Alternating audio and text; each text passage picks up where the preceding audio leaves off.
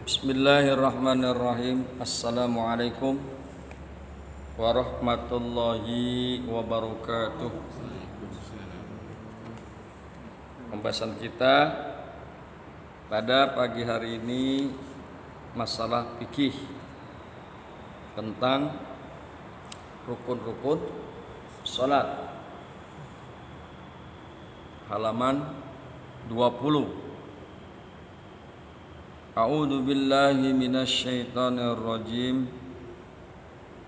Bismillahirrahmanirrahim. Faslun, ini suatu pasal. Faslun, ini suatu pasal. Arkanus sholati, rukun-rukun salat. Arkan itu jamak. Arkanus sholati, rukun-rukun salat itu sama niyata asyara ruknan. Ada 18 rukun. Rukun-rukun salat itu ada 18 rukun. An-niyatu, yang pertama niat salat. Wal qiyamu ma'al qudrati, yang kedua berdiri beserta keadaan mampu. Wa takbiratul ihram, yang ketiga membaca takbiratul ihram. Wa qiraatul fatihati, yang keempat membaca surah Fatihah. Wa bismillahirrahmanirrahim, dan ayat bismillahirrahmanirrahim ayatum minha, adalah sebuah ayat daripada Fatihah. Waruku'u, yang kelima ruku'. Wa tuma'ninatu fihi, yang keenam tuma'ninah padanya. Wa rab'u, yang ketujuh dan naik dari ruku'.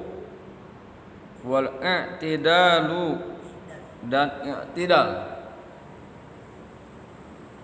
Wa tuma'ninatu fihi, kemudian yang ke-8 tuma'ninah padanya, i'tidal. Wasujudu, yang ke-9 sujud. Wa tuma'ninatu fihi, yang ke-10 tuma'ninah padanya. Wal julusu baina sajdataini, yang ke-11 duduk antara dua sujud.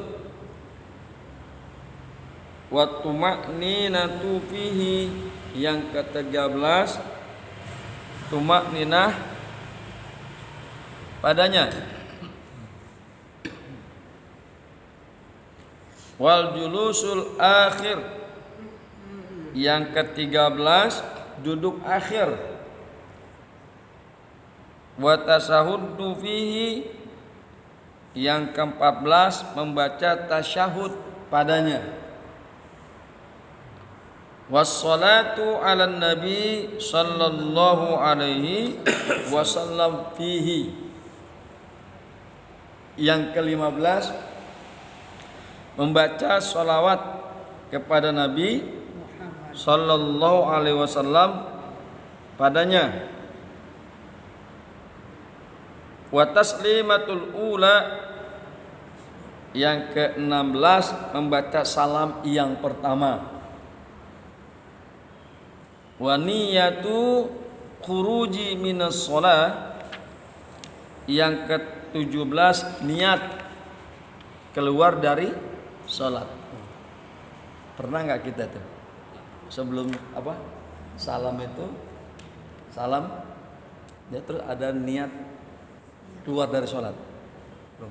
Padahal menurut kitab ini adalah wan niyatul khuruji minas sholat. Yang ke-17 niat keluar dari sholat. Ya, dalam kedudukan urutan di dalam ayat ini adalah setelah salam yang pertama. Nggak pernah ya? Padahal dikemukakan di dalam kitab wan niyatul khuruji minas shalah, rukun yang ke-17 niat keluar dari salat. Ya. Wa tartibul arkan, dan yang ke-18 menertibkan semua rukun-rukun itu ala ma zakarnahu, menurut apa yang telah tersebut tadi. Ya. Itulah rukun-rukun daripada salat, ada 18. Yang mungkin yang hampir kita tidak pernah lakukan, niyatu khuruji minas salat, niat keluar daripada salat. Kemudian marilah kita bahas dalil dan sarahnya. Dalil dan sarahnya. Bismillahirrahmanirrahim. Faslun, ini suatu fasal.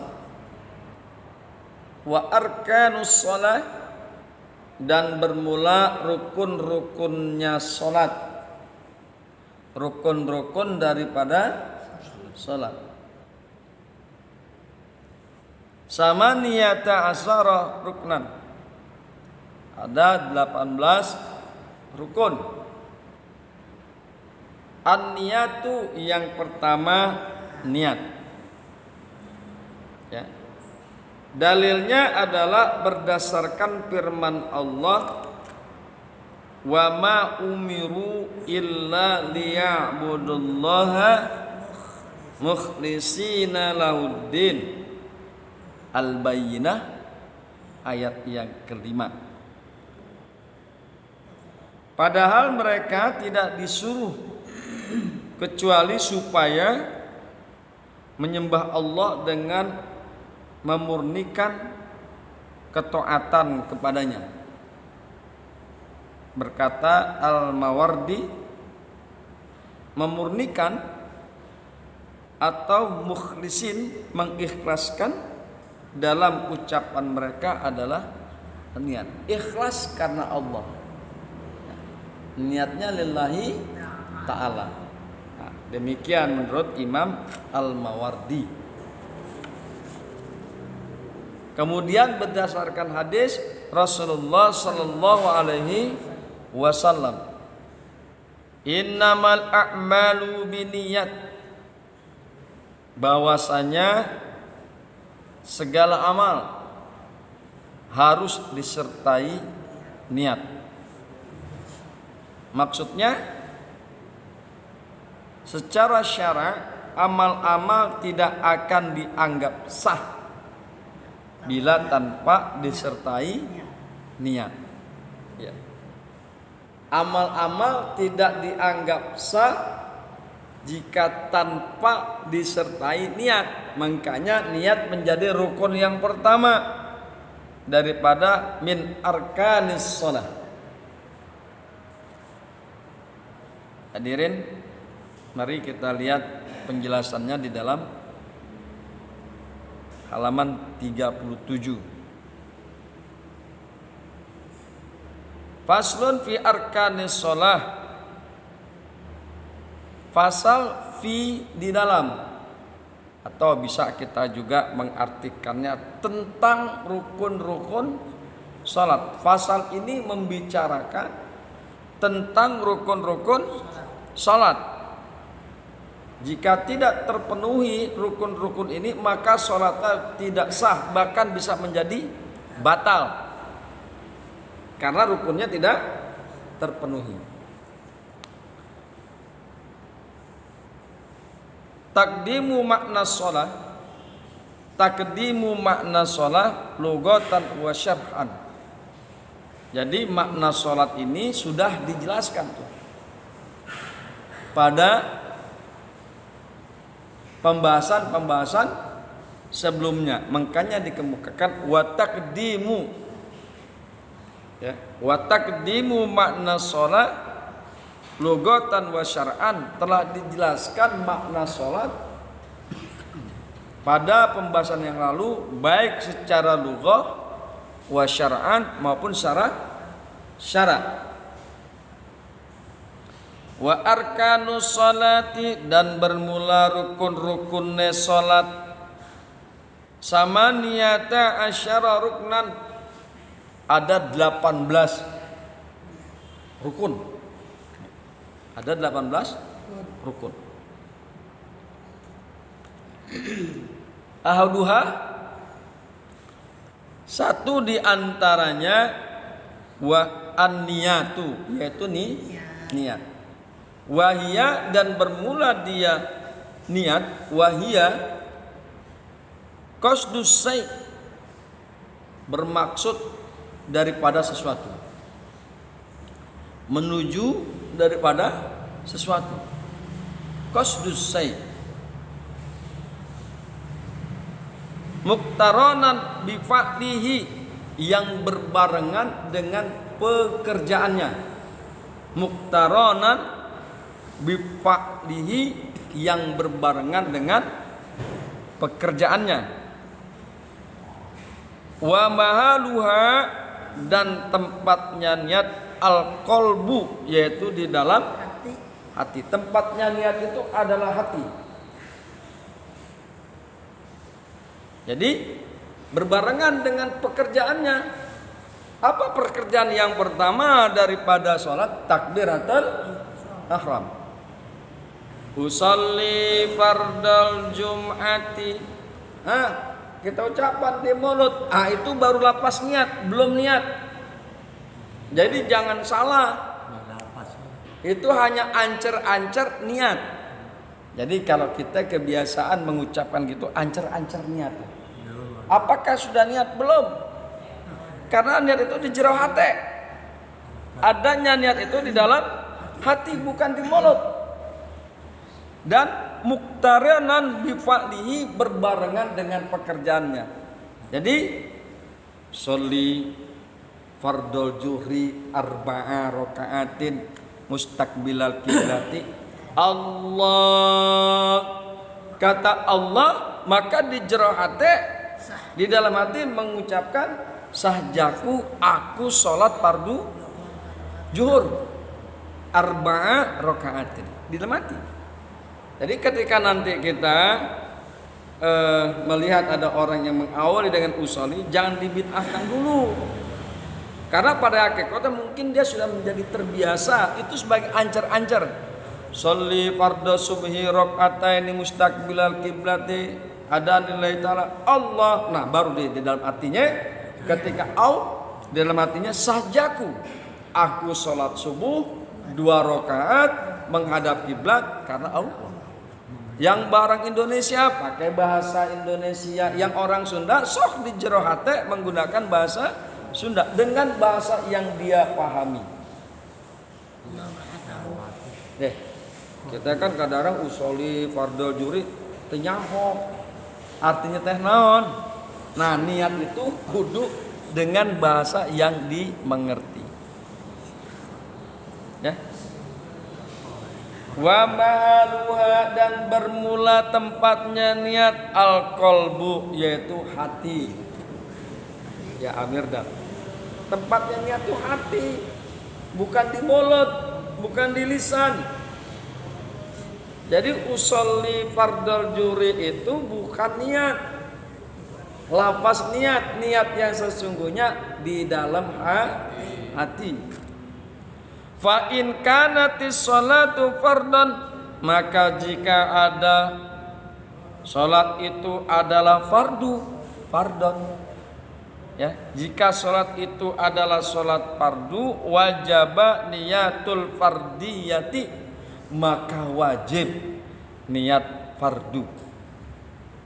Maka wajib niat fardu. Wa qasdu fa'liha, dan bermaksud mengerjakannya. Mengerjakan sholat fardu. Wa ta'yinuha, dan menentukan min subhin au zuhrin masalan. Ditentukan tuh subuh atau zuhur. Kalau sholat subuh, usolli fardhos subhi, subuhnya ditentukan. Mau sholat zuhur, usolli fardhol zuhri, zuhurnya harus ada. Sholat isya begitu juga, asar dan maghrib begitu juga. Sholat Jumat fardu, usolli fardhol jum'ati. Ditentukan berapa rakaat, 2 rakaat Jumat, rakaataini. Jadi jelas semua. Kalau di dalam sholat fardu tentukan jelas semua. Usolli fardhol isya'i, sahjaku aku sholat fardu isya, arba'a rakaatin, 4 rakaat, mustaqbilal kiblati, menghadap kiblat, adaan lillahi ta'ala. Harus disebut itu, harus disebut. Au kanatis sholati naflan, atau ada sholat sunnah. Au kana sholati naflan, atau ada sholat itu adalah sholat sunnah zata waktu, yang mempunyai waktu, karotibati, seperti sholat rawatib, sebelum sholat fardu maupun sesudah sholat fardu. Kan ada sholat rawatib ya. Nah itu adalah sholat sunnah rawatib. Auzata sababin, atau yang memiliki sebab musabab kenapa sholat itu harus diadakan. Kal istisqai, seperti sholat meminta hujan. Dia sholat karena pengen meminta hujan. Sebabnya dia melakukan sholat itu karena kepengen minta hujan. Wajib qasdul fa'liha, maka dia wajib bermaksud mengerjakannya. Wajib tuh ada maksudnya. Iya. Wa ta'yinuhu, dan menentukan dia akan sholat itu tersebut. La niyatul nafilati, akan tetapi tidak wajib ya. Tidak wajib mengucapkan niat. Jadi kata-kata niat nafilahnya tidak wajib diucapkan ya. Wa ta'yinuhu, dan bermula ta'yinnya, menentukannya dia akan sholat istisqa. Ini contoh istisqa. Wa ta'yinuhu, dan bermula menentukannya dia la niyatun nafilati, la niyatun, tidak wajib mengucapkan niat daripada sunnah. Nafliyati, la niyatun nafliyati, la tidak wajib mengucapkan kata-kata sunnahnya. Cukup misalnya usolli istisqa, sajaku aku sholat istisqa. Mau diniatin nggak apa-apa.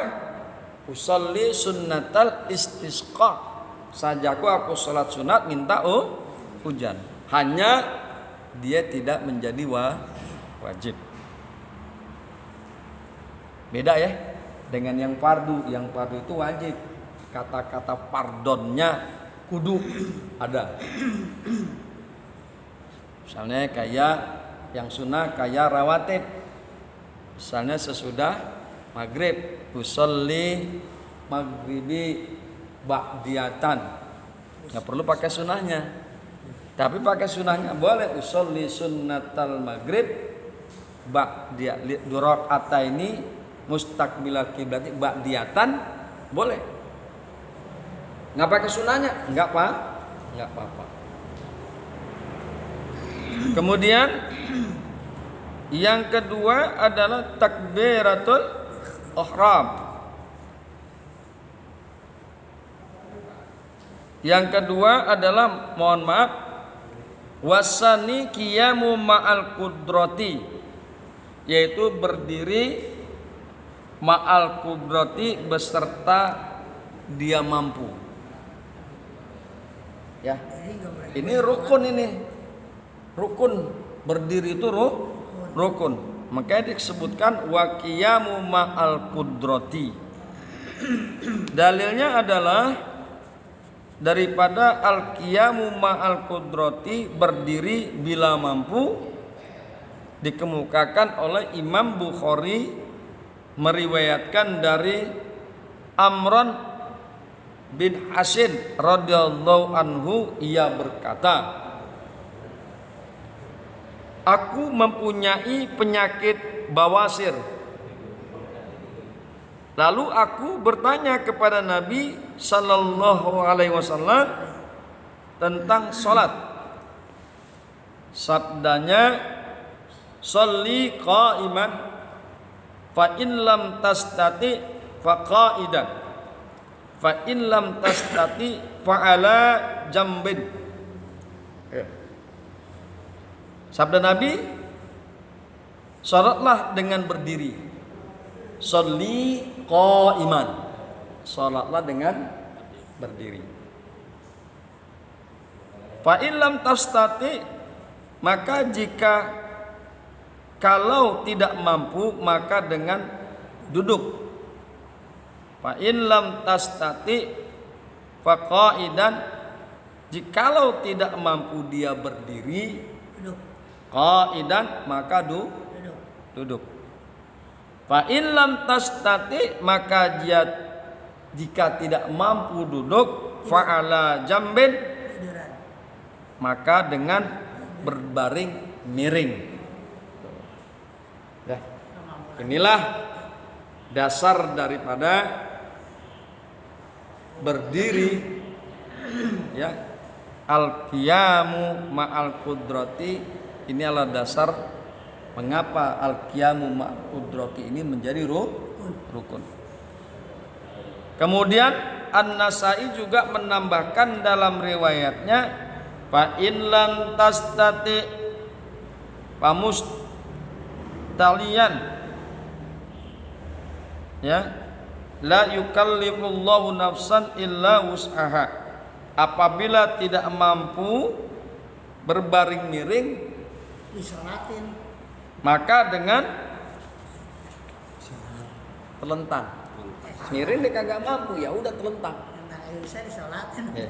Yang pertama berdiri, nggak mampu berdiri, duduk. Kagak mampu duduk, berbaring miring, nggak mampu berbaring miring, maka dia telentang. Allah tidak membebani kepada seseorang kecuali menurut kemampuannya. Ini ada di dalam Kifayatul Akhyar. Kemudian penjelasannya wasani di halaman 37, penjelasannya wasani al-qiyamu ma'al qudrati, yakni berdiri bila dia mampu atasnya. Fa in azaza anil qiyami, maka jika dia apes, dia tidak mampu daripada berdiri, qa'ada kaifa syaa, maka dia duduk sebagaimana dia kehendaki. Semampu dia duduk, ya. Wa qu'uduhu, dan bermula duduknya muftarisan, adalah duduk iftiras. Duduk iftiras ini adalah duduk tahiyat pertama. Kalau yang tahiyat terakhir tawarruk, ya. Atau Iftiras ini seperti orang duduknya di antara dua sujud. Wa qu'uduhu, dan bermula duduknya dia muftarisan adalah duduk iftiras, afdalu itu yang lebih utama. Enggak bisa duduk iftiras, ya udah pakai duduk yang lain. Makanya di dalam kitab dikemukakan qa'ada kaifa syaa, maka duduklah dia sebagaimana yang dia kehendaki, yang dia mampu. Kan enggak semua orang sakit bisa duduk iftiras. Jadi semampunya dia aja dah Pak Delaman duduknya. Ya. Tapi yang paling utama adalah duduk iftiras. Hadirin yang berbahagia, hamba-hamba Allah yang beriman, itulah kajian kita sampai kepada al-qiyamu ma'al qudrati. Masih banyak. Masih ada 16 rukun lagi yang harus kita bahas. Demikian, hadanallahu wa iyyakum ajmain. Assalamualaikum warahmatullahi wabarakatuh.